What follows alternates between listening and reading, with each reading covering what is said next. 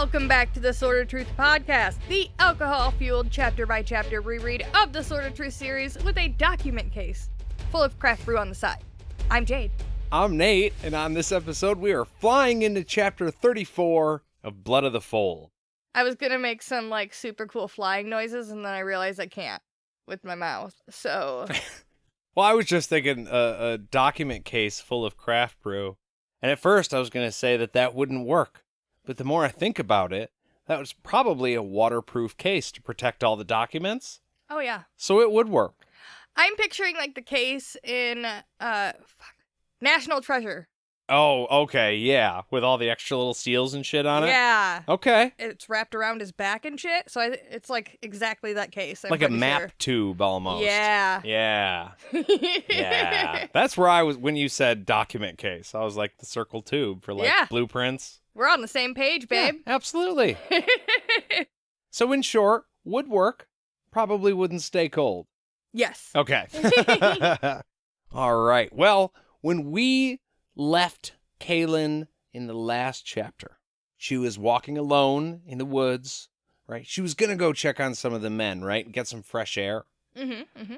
She was alone, and then she sees the stars black out, and there's this thing that thuds on the ground, and so she turns to look at it, and that's where we left off. Yeah, cliffhanger. Yeah, extreme cliffhanger. So we are coming in hot in this chapter. Kahlan is alone.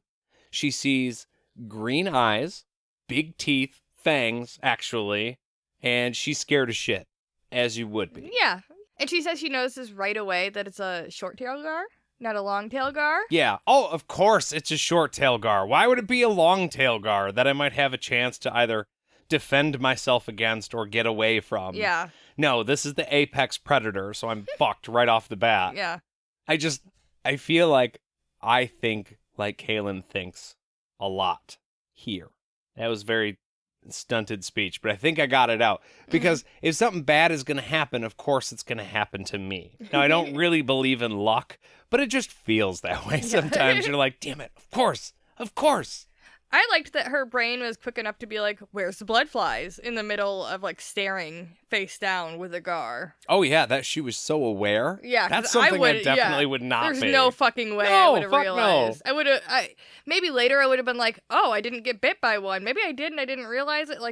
Retrospect, I would be thinking about it, but not in the moment. Be like, where the fuck is this blood flies?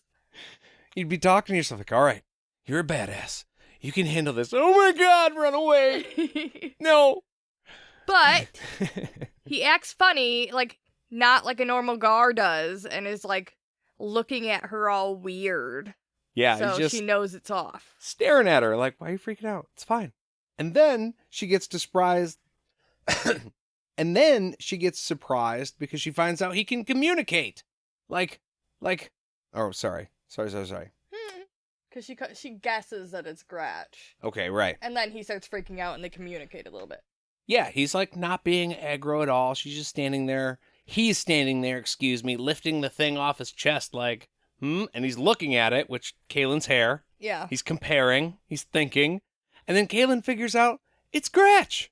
Yeah, she just ventures a guess and he's like, yeah, you got it. Now she is surprised as fuck that he can communicate with her. And she does eventually find out that it was a little hard to find them. Yeah, it was She's cute. like, did Richard send you to me? And he's like, yeah, you got it right. She's like, was it hard? He's like, And he keeps hugging the shit out of her and jumping up and down. It's I don't know. It's really cute. I liked the scene. So Kahlan takes him inside after a moment filled with lots of excited gar jumping and hugs, and she introduces him to the gang. You know, everybody. Gratch, everybody. Now, the thing about Gratch is that he loves hugs. Yeah, Richard's kind of taught him to like that, which is probably not a great thing to teach a wild animal to do. Because he'll freak people out and give them... somebody will try to kill him for trying to hug him.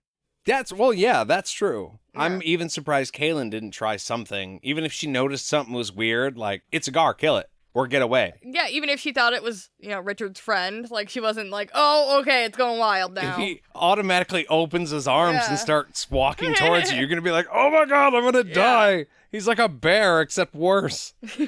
But I'm kind of the same way as far as Zedd goes, because I'm not much of a touchy-feely person. Mm-hmm. I'm not much of a hugger. And Zedd apparently is not either, or at least he doesn't like hugs from Gars, because Gratch grabs his ass right away. He's like, Zedd, and he freaks out. And he's like, no, he's gonna eat me. Yeah. And then Kahlan, okay. And then Kahlan kind of interjects and is like, dude, chill out. You're going to hurt his feelings. He's a sensitive beastie, and you were being mean. Yeah. He understands you, dick. Yeah.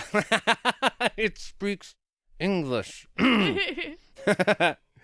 So Adie tried to give a handshake instead of a hug. Could have gone with the elbow bump, right? Could have gone with the high five. She goes with a handshake. She's very curt. But Gratch does the thing that bikers do when you go to the bar and you're like, what's up? And you try to do, because the downward handshake is too formal, right? The traditional. It's too formal. Yeah. So then you think about doing the upwards handshake, like the bro shake. And then they smack your hand out of the way and they go, get out of here with that shit. And they just grab you. Yeah. And that's where I cringe the most, because I'm like, put me down. But that's what Gratch does to Adie, and it was fucking great. Yeah. She actually laughed for the first time in a long ass time. And so it was another little cute moment, because Kahlan is because Kahlan noticed that Adie enjoyed it as much as she didn't want it. Yeah. I mean, it's got to be scary. It's exciting. It's a new experience. I get all that, but it's terrifying. And Adie was just like, this is a new thing. I'm hugging a Gar right now, and it's fucking great. They're good huggers. Well, yeah, and I think, I don't know, there's a certain type of joy that comes when somebody is so happy to hug you that they give you one of those big ones that they lift you off your feet. I know that you don't like it and it makes you cringe or whatever, but sometimes it just feels really, really nice when somebody's just that happy to see you. When you get that warm a welcome from somebody. Yeah. I will give you that. That does feel great. It just makes you giggle a little. So after all of the hugs, she's like, hey, is Richard coming? Right? Because he's got to be on his way. We talked about that in the last episode. Nope. He's not. But Gratch brought a letter with some info from Richard explaining the situation. So they're looking at this letter, and this was fucking great. They're all laughing at how Richard seals up the letter because he just used the hilt of the Sword of Truth in what I imagine has to be a 6 to 8 inch blob of wax. Yeah, no, I think we talked about it during that episode, that he poured a fuck ton of wax on there, and they say it's 2 weeks worth of letters, and somebody needs to teach him how to fucking seal a letter. He used the whole ass hilt. Yeah. But I mean, there's this point where they realize that he used it. Until then, they're like, wow, this is bad. Yeah, why did he do that? That was dumb. They're not very big. They're an inch round. Some of them are square. They could be a little bit bigger, right? For the wax seals. A lot of people, they use their rings, so they're relatively small. And then he's just got this massive fucking mess of wax on there. And then oh no, he did print something at least, but... you gotta give the guy a little bit of credit. He was a fucking woods guide. How often was he wax sealing letters? This is probably the first wax seal he's ever done. So, I mean, it's not unbelievable that he really actually wouldn't know. Even though he did do it for a reason, it wouldn't, nobody should give him shit, even if he didn't know how to seal a fucking letter. I just couldn't even imagine... Okay. I'm assuming they don't have a mail service like we do here, but I couldn't even imagine just sending a letter to somebody back then either. Yeah, no. Do they have road names and house numbers? Do they do any of that shit? Or is it no, bring this over to Bob in Kalamazoo? It was probably more like that. You would pay a courier. That's how you say that fucking word. I think it's courier, yeah. Yeah, I knew that. Courier? I don't know. I knew that that's not how you say it, but it came out that way. Anyways, you pay somebody who goes out on their fucking horse and finds, Bill in Westland somewhere. Hey, do you know where Bill lives? Okay, I'm gonna go over to Bill's farm. They just fucking... That's how it worked. The absolute pure torture of somebody going, which Bill? What? Yeah, there's like 6 of them in this town. You'd have, Fuck. Bill Jameson, because the last names were probably very... Now, they do have last names in this, and that's good, because yeah. I know in some fantasy stuff, they're like, this is, like I said, this is Bob from Kalamazoo. Bob of Kalamazoo. Yeah. Which is actually a lordly kind of title thing. But, yeah, at least they have last names, so they can say, I need that one. Yes. Anyways, Richard didn't have to worry about that, because he sent Gratch. Which I feel like would have been enough proof that it was from him without having to seal the letter the way he did. Right. But that's fine. Yeah, you got Gratch, you got the wax, you have Kahlan's hair. Like, Kahlan's hair would be a big one, too. Okay, so, all laughs aside, down to business. It's time to read the letter. And Kahlan has got to be chomping at the bit for this, because she hasn't heard from Richard in a long-ass time. This is the first thing she's going to hear from her love that she's been separated from unjustly. Yeah, she gets to touch something he touched. Yeah, and she's probably waiting for this big romantic, babe, I love you so much. I can't fucking wait to see you. Well. And she doesn't get any of that. Well, she's probably waiting for that, but also they're both expecting some type of good-ass reason why he sent the fucking Gar in his place. Oh, yeah. Zedd does say that, too. Yeah. Let's hear his fucking excuse. Another thing to note, throughout all of Kahlan reading this letter, Zedd is kind of freaking out, doing the whole, what? That can't be possible. What does he mean? That kind of happens throughout these books. Mm-hmm. And it just pisses Kahlan off. And it's one of the few times where another character goes, hey, stop it. We will get to it. Calm the fuck down. Let me finish reading or go outside. And it's Kahlan to Zedd, which is funny too. Because normally it goes like from the wise one down. Not saying Kahlan isn't wise, but like she's talking up to him. And I thought it was perfect. It was. Part of me wanted to hear her response to each individual spot, because we heard Zedd's, but Kahlan wasn't giving us anything until the very end, and I was like, what's your fucking opinion? What's your thoughts? Where we at? But she didn't give it to us. Nope. Okay, so he starts off by saying, my queen, implying that he's trying to be careful and probably won't say everything that he wants to. Zedd extracts this by saying, oh, that's a message. And there's a moment where they're like, yeah, it's a fucking, it's right here, obviously.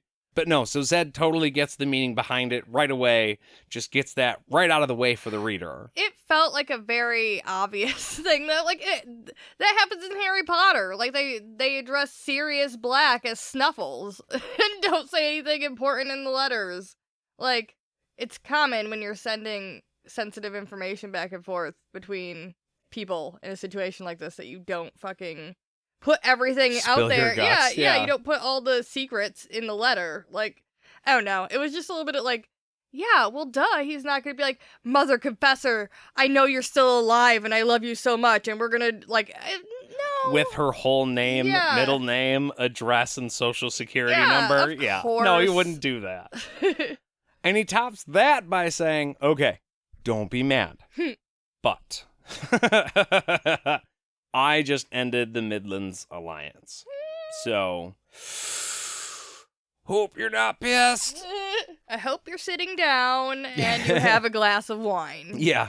Are you sitting down? You should sit down. PSS, or whatever it is. PPS? I don't know which way it works. Anyways, he says the first confessor and her wizard are looking down at me, letting them know where he is, and that he knows the weight of what he is doing. Without him saying, hey, I'm an angel. Yep. Be like, okay, where would the first confessor and a wizard be looking down on you? Kahlan knows that there's large paintings of her, Magda, and Merritt, her wizard, at the confessor's palace. So that's her clue. Anybody else may not know that. Yeah, well, I also thought it was him saying very clearly, because Kahlan a couple times here makes comments about how he doesn't get it. He doesn't get the weight of what he did. And I think that comment was meant to let her know he does. Magda is the one who fucking started it. And he's doing this under her eye. And, like,